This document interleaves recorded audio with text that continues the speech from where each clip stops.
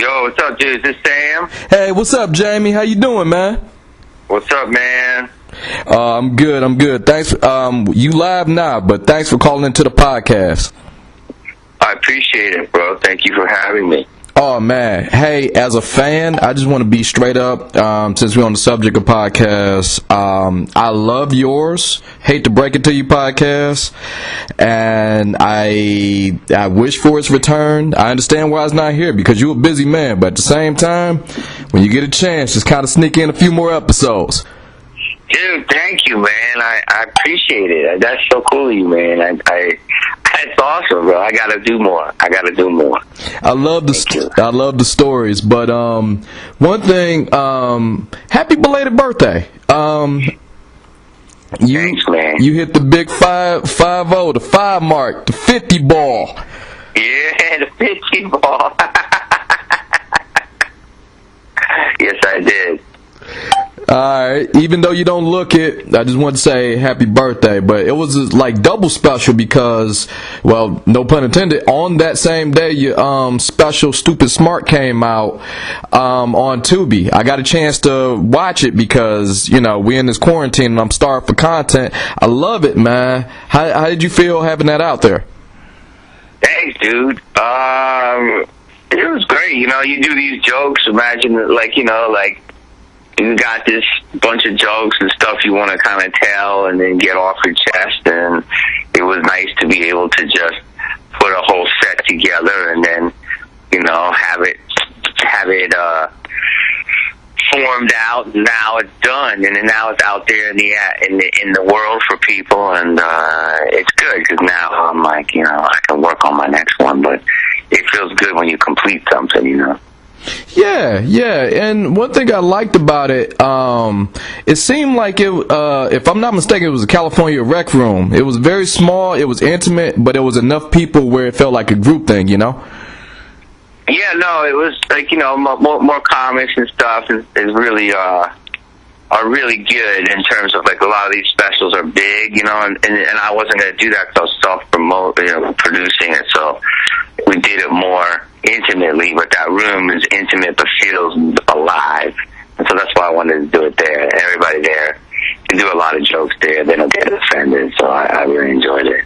I dig it. I mean, we in this, I guess, climate of quote-unquote cancel culture, and everyone wants to be offended. But one thing about the special that kind of stuck out, at the top, it was a lot of self-deprecating jokes. So if the only person who really could have been offended was you, what made you go that route?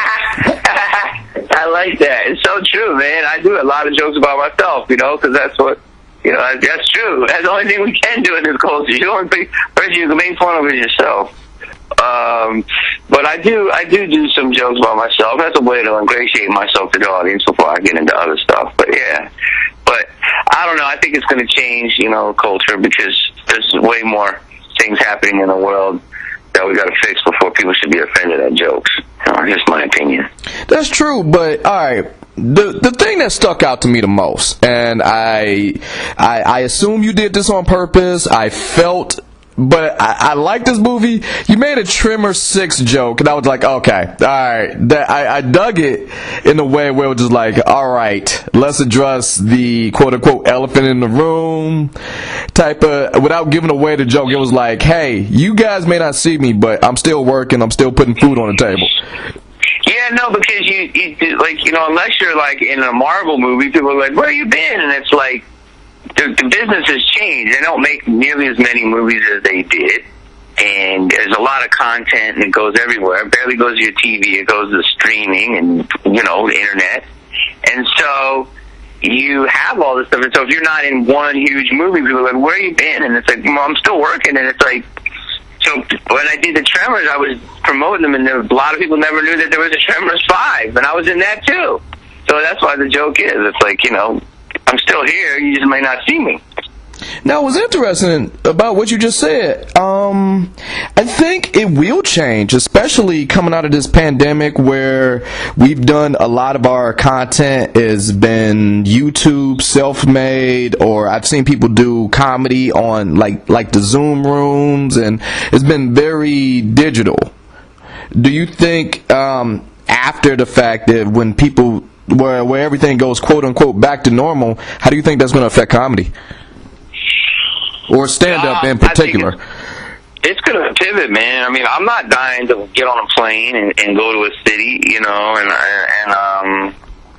do comedy. And I think a lot of people aren't dying to go out, but there are a lot of people that are on both sides to do it. And I think that it will change. We've got technology is so much more advanced, and if people can entertain people right from their home, why not, right? And if people can consume it, why not? It's not the same.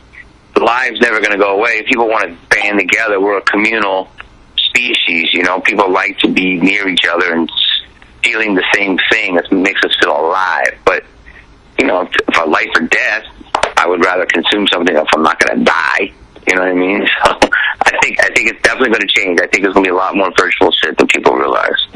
Now, one thing that I have been, and that makes sense because it kind of segues into what I want to talk about next, is your next venture is you're the host of Coming to the Stage Season 8. Yes, I am. And that premiered last night on Pluto. Yes, it did. It premieres on Pluto, and it's just a great, you know, platform for young comics to come out and do their thing and to get their first TV credit. And I'm kind of like, you know, the Martin Lawrence or the Kevin Hart, you know, like they had Comic View and Def Comedy Jam, and it's like, it's a show like that where comedians come on and I'm just a host, and it's nice to be able to bring new comics to the forefront. Yeah, but this isn't like some lightweight stuff. Like, I've seen the previous seasons, and you guys got some young guys out there like Preacher Lawson, Real Battle, James Davis, Rhea Butcher, Matt Broussard. I mean, just to name a few. So, like, and then on top of that, you're kind of the host, and some of the old hosts were George Wallace, Tom Green, Andy Killer. How does it go to fill those shoes of those, you know, comics that, you know, you may have been in rooms with, or, you know, your peers? How does it feel to be a part of that family? It's great. You know, all those guys are great, and I love to be a part of it, and I love to be able to follow in the footsteps of those guys and keep going and just, you know, keep this show going because it is good. And look at the people that you named are out there doing things and making a name for themselves. And, you know, I work with a lot of those guys, and it's nice to be able to be part of a platform that gives people a voice, you know, and for new comics. So I'm excited about it. Now, you talk about the new comics, but that also brings up new comedy styles, or, well, different comedy styles, I should say, because the people I just named, they're not the same. When you look forward to that, I guess that comedy style, do you have a pinpoint style, or do you just kind of like being the host and just kind of sit back, let them do their thing? I'm just a host, you know, so I come out and I you know, just kind of set it up for them so they can do a layup, you know what I mean? And I'm pretty much just set the table, and it's more about them, but, you know, it's kind of like, oh, you recognize me as Jamie? Okay, he's funny, he did his little thing, now he's bringing out a little boom. Okay, bam. So it's like they see a familiar face, and then they see a new face, and they're like, okay, this is great.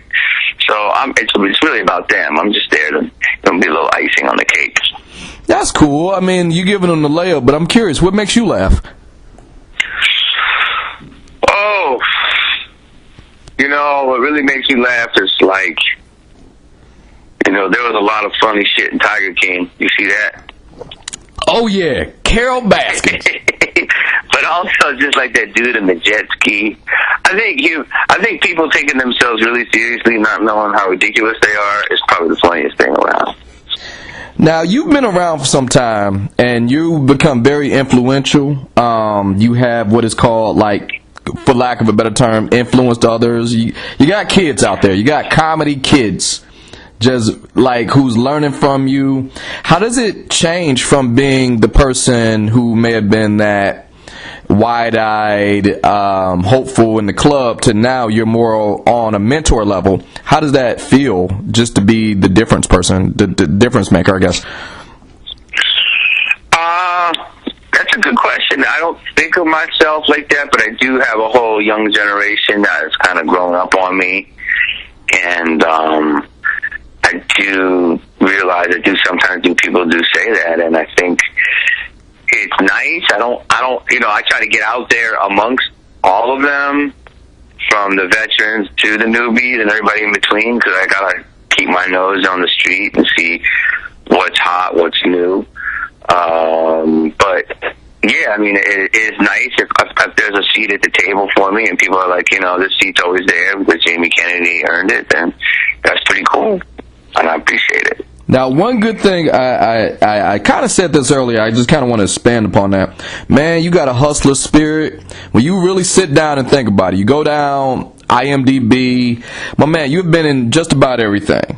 But one thing I'm more curious about, since you have been in just about everything, when you go to TV sets or movie sets, what seems to be the common denominator when you have the most fun on a set? What seems to be the ingredients needed? The most fun? Well, hopefully you're on a project that you care about. Hopefully it's something that's really creative. Hopefully the group is drama-free. And hopefully it'll be something that will make a noise on pop culture. And hopefully, you're making money. Makes sense. And I think if you look at like Malibu's, that was like that. If you look at Scream, that was like that. Full disclosure, I am doing my best to not pepper you with Scream questions, because I do. I mean, you're more than Randy. You are, and I do have a ton of Scream questions, but one question I want to know, that there is no wrong answer with that. This is as of right now. Tomorrow, your mind may change. You play so many iconic characters. You've made characters with the Jamie Kennedy experiment. If you could do it off the top of your head right now, there's no wrong answers. Who are your top 5 favorite characters that you've played? Wow, top 5 favorite characters. I don't know in any order, but you got to put Randy in there. Doesn't matter, yeah. It doesn't matter in order. You got to put B-Rad in there. You got to put my character from Criminal Minds, Floyd, in there. I got to put my character, Lou Hollander from the Jimmy King Experiment, who was the driver guy, in there. And then I gotta think of one more. I'm gonna go with my character that was cut. I was in the movie Ad Astra, but I got cut. That was last year. That character, I really liked him, but you didn't see him. But maybe he'll come back in the director's cut. Okay. Those are my 5. You named a good chunk of mine, but it's one more that I really wish you would have named, because this guy is so absurd, and I like this guy. Federline Jones, man. Federline? You like Federline? Federline was the man from the Cleveland show? Yes! People are saying Federline more and more lately. It's so funny. I was just on the phone with Cleveland the other day, Mr. Mike Henry, and Federline snuck in there, didn't he? He's good. I don't know if it's because we're in quarantine and I get a chance to catch up on all the reruns on like TBS or something. But man, when you just sit down and listen to Federline Jones, you just like, are you serious? Because he's like a cross between B-Rad and like just if he got hit in the head, if B-Rad got hit in the head, that's where you get Federline Jones. Yeah, he's right. He is right. He's right. He's always trying to get, with Roberta privately. But it's funny because more and more people are bringing up, I got to give props to Federline. My bad, Federline. And this is one thing I want to close with, is because I love asking this question, especially to veterans like yourself. What would a good piece of advice that you would give someone that's up and coming, trying to do what you do? Like, there are some people who are listening to this. Obviously, I grew up on the Jamie Kennedy experiment, Scream, and they see you. But what is some advice that you like to give out for the next generation?